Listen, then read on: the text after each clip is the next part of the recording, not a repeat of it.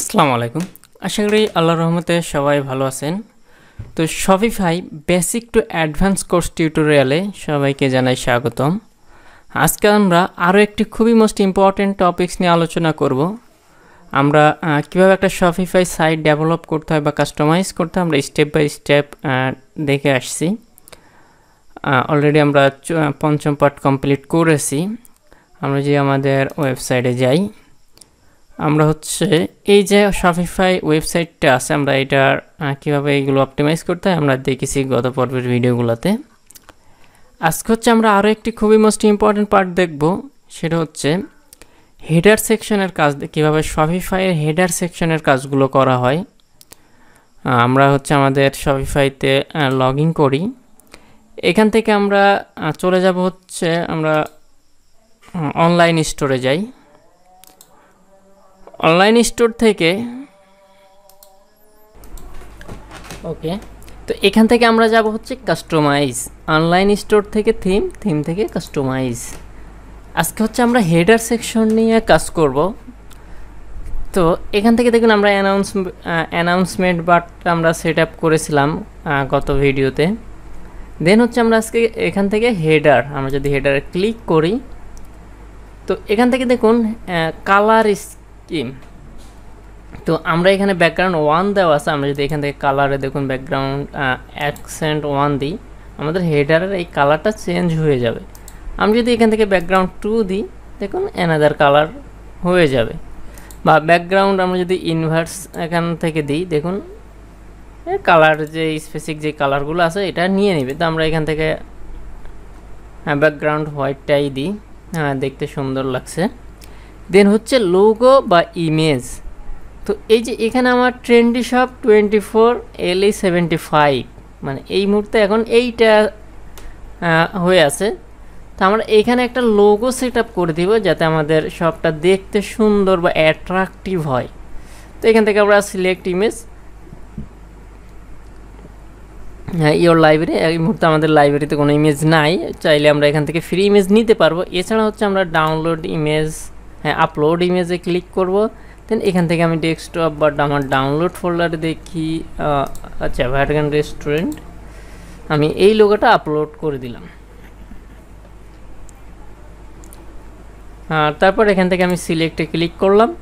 সিলেক্টে click করার পর দেখুন কাস্টম লোগো হাইট। এই মুহূর্তে আমাদের লোগোর সাইজটা আমরা এখান থেকে দেখুন আমরা বড় ছোট করতে পারবো। কত পিক্সেল, 190 70 পিক্সেল বা 130 পিক্সেল। তো বেশি বড় করলে আবার কিন্তু দেখতে সুন্দর লাগবে না। আমরা ম্যাক্সিমাম 90 হচ্ছে পারফেক্ট, তো আপাতত 90 থাক।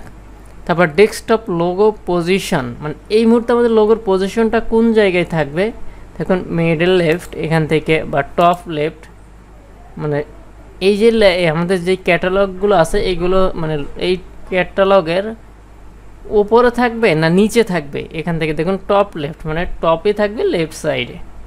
দেন এখান থেকে আমরা যদি মিডল লেফট দিই, মানে এই লোগোর মাঝামাঝি থাকবে হচ্ছে এই লেখাটা। দেন হচ্ছে আমরা যদি টপ সেন্টার দিই, আমাদের এই লোগোটা এই জায়গায় থাকবে, দেন এটার নিচে থাকবে। তো আমরা এখান থেকে আপনি আপনাদের ইচ্ছা মতো কাস্টমাইজ করতে পারবেন। আমরা এখান থেকে দিলাম। তারপর এখান থেকে আমাদের মেনুটা মেইন মেনু এটা যা আছে তাই থাকবে। ডেস্কটপ মেনুটাই ড্রপ ডাউন মেগা মেনু, এখান থেকে আমরা যদি মেগা মেনু দিই দেখেন,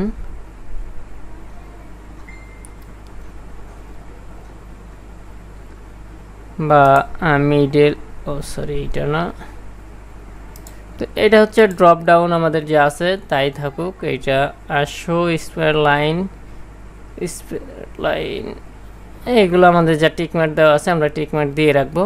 তারপর বটম মার্জিন, বটনের যদি মার্জিন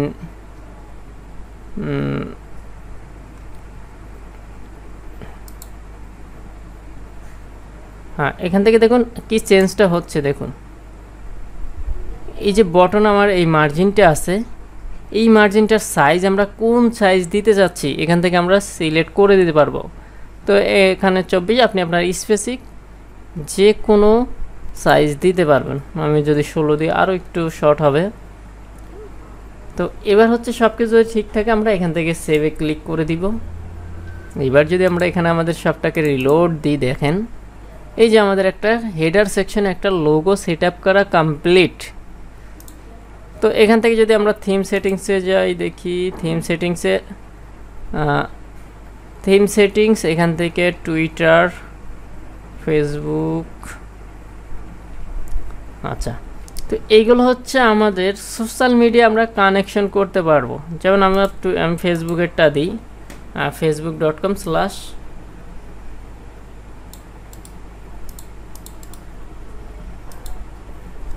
facebook.com/bdshop,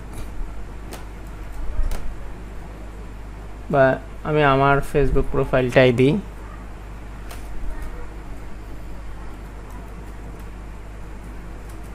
নুরগনি বিডি দিলাম। এবার যদি আমি সেভ করি,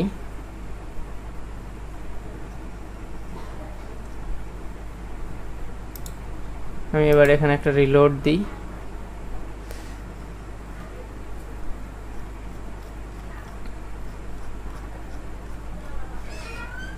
আচ্ছা, এখানে চলে আসবে। তো আমরা হচ্ছে এই পার্টটা একবারে একটা ক্লাসে দেখব কীভাবে সোশ্যাল মিডিয়াগুলো কানেকশন করতে হয়। আপাতত আমরা এখানে এই পর্যন্ত শেষ করি। পরবর্তী ভিডিওতে আমরা দেখব হচ্ছে কীভাবে সোশ্যাল মিডিয়ার কানেকশনগুলো আমরা সেট আপ করবো। এখান থেকে ভার্টিক্যাল